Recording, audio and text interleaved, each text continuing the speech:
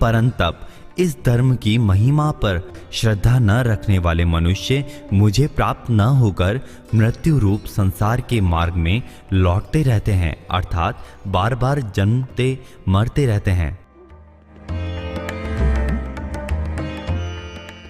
बड़े आश्चर्य की बात है कि मनुष्य कुटुंब, अपने शरीर, धन, वैभव आदि को नाशवान जानते हुए भी उन पर विश्वास कर लेता है।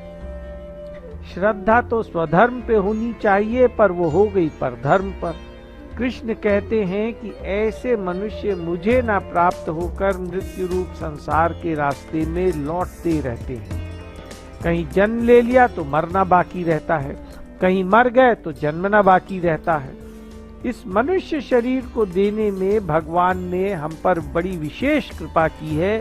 सभी कर्म फलों को स्थगित करके भगवत प्राप्ति करने का अवसर दे दिया है।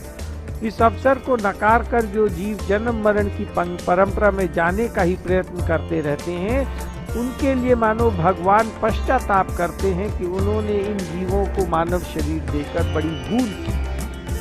पूर्व श्लोक के विज्ञान सहित ज्ञान की महिमा पर श्रद्धा न रखने वाले मनुष्य नाशवान पदार्थों को ही महत्व देते हैं, इसलिए वे अमरता का रास्ता छोड़कर मृत्यु के रास्ते पर चलते रहते हैं। उनका अंतःकरण इतना अशुद्ध होता है कि कृष्ण का प्रत्यक्ष प्रभाव देखकर भी वे उस पर श्रद्धा नहीं करते। जैसे सत्संग, कीर्तन आदि में प्रत्यक्ष लाभ दिखने पर भी वे उसमें विशेषता से नहीं लगते। किसी प्रिय व्यक्ति की मृत्यु होने पर संसार से वैराग्य होता तो है, पर बहुत थोड़े समय के लिए। कौरवों की सभा में जब द्रौपदी का चीर हरण किया गया तो साड़ियों का ढेर लग गया। इतना बड़ा चमत्कार देखकर भी कौरवों को चेत नहीं हुआ। अतः अशुद्ध बुद्धि पर ऐसी विलक्षण घटनाओं का असर ही नहीं होता है। उनको तो सब उल्टा ही उल्टा दिखता है। वे तो मृत्यु ही मृत्यु के मार्ग पर चलते हैं, ऐसे मार्ग को पकड़ते हैं जिस मार्ग से कभी कृष्ण की प्राप्ति हो ही नहीं सकती।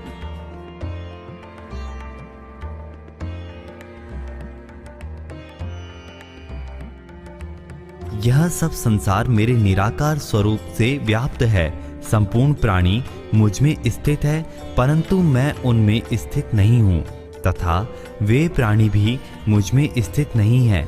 मेरे इस ईश्वर संबंधी योग सामर्थ्य को देख संपूर्ण प्राणियों को उत्पन्न करने वाला और प्राणियों का धारण भरण पोषण करने वाला मेरा स्वरूप उन प्राणियों में स्थित नहीं है। मन, बुद्धि, इंद्रियों से जिसका ज्ञान होता है वो कृष्ण का व्यक्त रूप है, और जो मन, बुद्धि, इंद्रियों से परे है वो भगवान का अव्यक्त रूप है। कृष्ण व्यक्त रूप अर्थात साकार से भी हैं और अव्यक्त रूप निराकार से भी हैं। संपूर्ण संसार अर्थात कृष्ण की परा और अपरा प्रकृति, संपूर्ण संसार अर्थात कृष्ण की परा और अपरा प्रकृति कृष्ण में ही स्थित है। यहाँ कृष्ण के कहने का तात्पर्य है कि संपूर्ण प्राणी मेरे से ही उत्पन्न होते हैं, मेरे में ही स्थित रहते हैं और मुझ में ही लीन हो जाते हैं। अर्थात उनका जो कुछ भी परिवर्तन होता है वो सब मेरे में ही होता है, किंतु मैं उनमें स्थित नहीं हूँ। कारण कि यदि मैं उनमें स्थित होता तो उनमें जो परिवर्तन आते वो मेरे में भी आते, उनका नाश होने पर मेरा भी नाश होता। तात्पर्य ये है कि उनका तो परिवर्तन, नाश और अभाव होता है, किंतु मेरे में कभी किंचित मात्र भी विकृति नहीं आती। मैं उनसे निर्लिप्त हूँ, उनसे सर्वथा संबंध रहित हूँ। मैं तो निर्विकार रूप से अपने आप में स्थित हूँ। संपूर्ण प्राणी मुझ में ही स्थित है, ऐसा कहने के बाद कृष्ण कहते हैं कि वे मेरे में स्थित नहीं है, कारण कि मैं निर्विकार रूप से ज्यों का त्यों रहता हूँ। मेरा कभी उत्पत्ति विनाश आदि नहीं होता, पर संसार का तो उत्पत्ति विनाश होता ही है। तात्पर्य है कि निर्विकारता, नित्यता, व्यापकता, विनाशीपन आदि जैसा मेरे में है, वैसे उन प्राणियों में नहीं है। अतः वे मुझ में स्थित नहीं है।